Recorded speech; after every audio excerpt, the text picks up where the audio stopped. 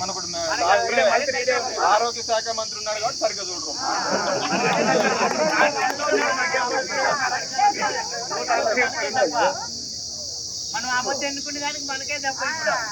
అంత దరిద్రమైన పరిస్థితిలో ఉన్నారు. ఒక కార్మికుడు ఎలా ఉంటాడో మీరు ఆలోచించుకోండి. మా ఈరోజు యాడికి రకాలు కానీ ఉప్పాడు రకాలు కానీ లేకపోతే అసలు కార్మికులు ఉండేవాళ్ళ చెప్పండి. 20 రోజులకి 30 రోజులకి రేసాలు ఇవ్వకుండా నిలబెడుతున్నారా లేదు చెప్పండి. రేసాలు ఎంత పెరిగినాయి? 6,000 7,000 అయినాయి కదా. ఎవడైనా అడిగిన అతడు ఉన్నాడు ఈ పెరిగినాయా లేదా అని. దగ్గర 500 కోట్ల 600 కోట్ల రూపాయలు 500 కోట్ల రూపాయలు 600 కోట్ల రూపాయలు బకాయిలు రావాలంటే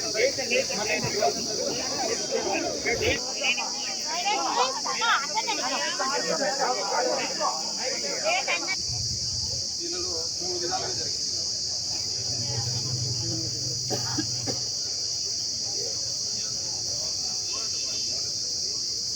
చేనేత కార్మికుల దగ్గరికి అసలు ఎంక్వైరీకే పోలేదు. మొదట వచ్చిన జీవో ప్రకారం ఉచిత కరెంట్ ఉన్న వాళ్ళకి మాత్రమే ఇస్తామన్నారు.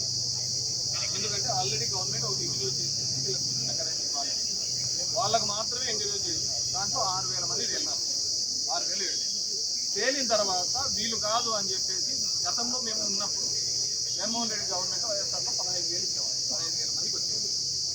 ఇది 15,000 వరకు ఉన్నారు, మీరు 6,000 మందికే ఇచ్చినారు. సరే, రాని వాళ్ళు ఎవరైనా ఉంటే దానికి లిస్టు తీసుకోవాలా ఎంక్వైరీ చేయాలి.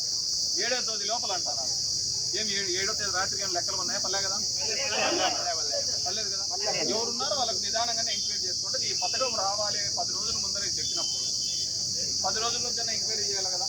అసలు ఎంతమంది మగ్గాలు ఉన్నాయి, ఎవడు మగ్గం వేస్తున్నాడు, ఎవడు మగ్గం లేదు, అవన్నీ ఎక్కడే కానీ జరగలేదు. చేనేత కార్మికులను గుర్తించలేదు, మగ్గము చేయలేదు. దీంట్లో రెండోది ఏం జరిగిందంటే వీళ్ళందరూ కూడా సచివాలయ ఉద్యోగస్తులు. వీళ్ళతో మాట్లాడుకోండి, నీకింత నాకింత అని మాట్లాడుకోండి, నీకింత నాకింత. దీంట్లో దొంగలవే వచ్చినాయి అన్ని. ఆ కొత్తగా ఎంట్రీ చేశారు అందరికీ, వేరే వాళ్ళందరికీ కూడా వాళ్ళ కడుపాత్రంతో సరే లెక్క నీకని ఊరికనే వచ్చేదే కదా.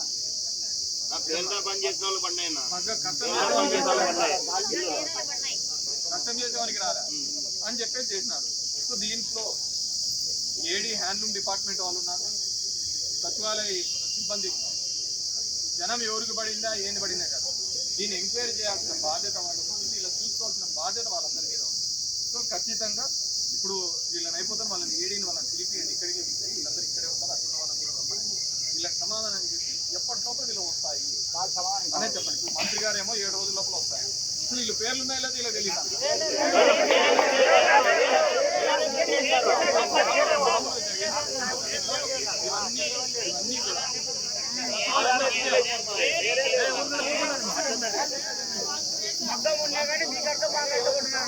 ఇవన్నీ కూడా మేము కోరుకునేది ఏంటంటే ముందు లిస్టు సచివాలయంలో అడిగేయండి.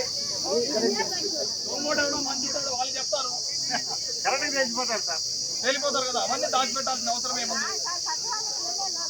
అవును, అయినా లిస్టు పెడితే తెలుస్తుంది కదా. ఎప్పుడు కూడా ఇచ్చిన జీవోలో కూడా సచివాలయంలో డిస్ప్లే చేయమని ఇచ్చినారు. మేము సచివాలయం పెడితే వీళ్ళు స్వర్ణ వాటలు అని పెట్టి బంగారం వాటర్ అంటారు, బంగారం నిండాలి ఉన్నారు. కలెక్టర్ సార్ వీళ్ళందరూ రమ్మని చెప్పండి సార్. ఇక్కడ మళ్ళీ వీళ్ళందరూ ఆడిపోయి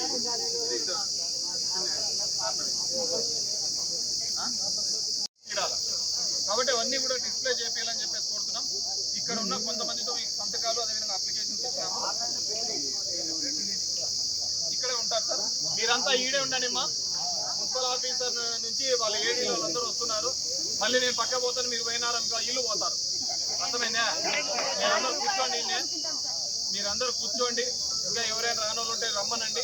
అన్నీ లిస్ట్ అవుట్ చేసుకొని సార్ ఇది రాకపోతే ఈరోజు ఎంత 11 ఆగస్టు 15 రోజు, ఆగస్టు 15 కన్నా రాకపోతే ఆగస్టు 15వ తేదీ లేపల మళ్ళీ రాని చేనేత కార్మికులు, అదేవిధంగా ఎంక్వైరీ కూడా జరగకపోతే మళ్ళీ ఇదే చేనేత కార్మికుల్లో ఊర్లో ఉన్న వాళ్ళందరితోనూ కూడా ఎవరైతే దొంగ వేయించుకున్నారో అవన్నీ ఎంక్వైరీ చేయడం తేలాల్సిందే. ఎవరైతే నిజంగా ఉన్నారో అర్హత లేకుండా లేకపోతే అదే స్వతంత్రం దినోత్సవం రోజు మా అందరి స్వతంత్రం కోసం ఈ చేనేత కార్మికులందరితో కూడా మేము ఖచ్చితంగా ఈ చేనేత కార్మికులందరితో కూడా ఈసారి ఇట్లా కూర్చొని పురుగుల డబ్బా పెట్టుకొని కూర్చుంటాం. మీరు చెప్పాలి మీరు ఆగస్టు 15 లోపల దొంగను బయట పెట్టాలి. నిజమైన కార్మికునికి రాకపోతే అదే స్వతంత్ర దినోత్సవం రోజు ఈయన పురుగుల డబ్బాతో అందరం కూడా కూర్చుంటామని చెప్పి తెలియజేసుకుంటూ మా అందరికీ న్యాయం జరగాలని చెప్పి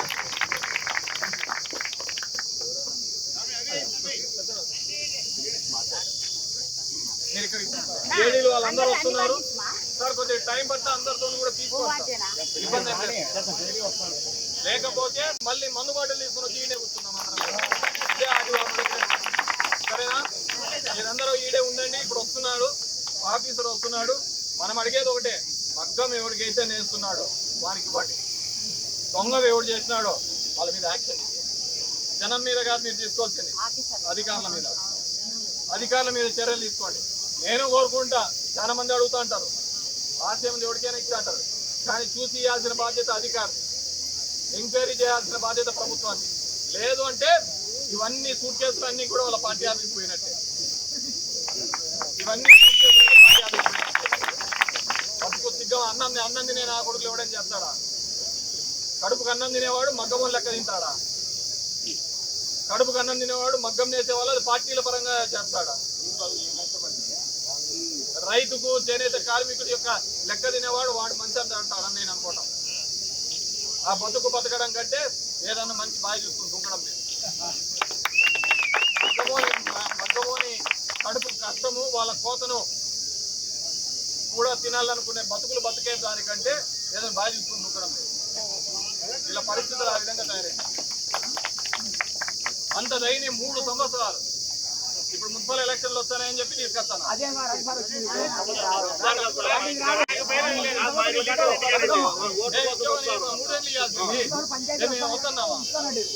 ఇవ్వాల్సిన వాళ్ళు కరెక్ట్ గా న్యాయపరంగా ఇవ్వాల్సింది మేము వద్దన్నామా?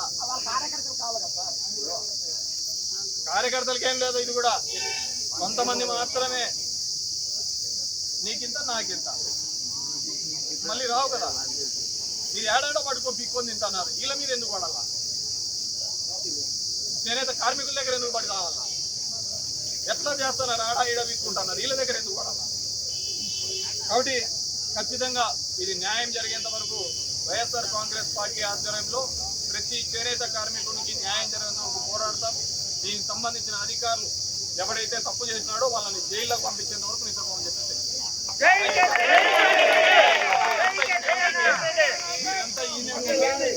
అవసరమైతే ఏడి వచ్చిన తర్వాత నేను మళ్ళీ ఇంకోసారి వస్తా. మీరు ఆ కలెక్షన్తో మొత్తం అన్ని రాసుకోండి. రాసి ఇచ్చేంత వరకు మీరు ఈ నుంచి వెళ్ళొద్దండి.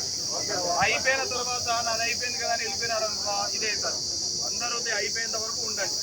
మీలో ఐక్యమత్యం లేకపోతే మిమ్మల్ని వాడుకోవడానికి తప్ప మీకు ఉపయోగపడేవాడు కూడా దొరకదు. మళ్ళీ చెప్తున్నాం. కాబట్టి చివరి వరకు ఉండి వీళ్ళకు సమస్య తీరేంత వరకు హామీ ఇచ్చేంత వరకు మీరు ఈడే ఉండాలని చెప్పేసి చేనేతల ఐక్యత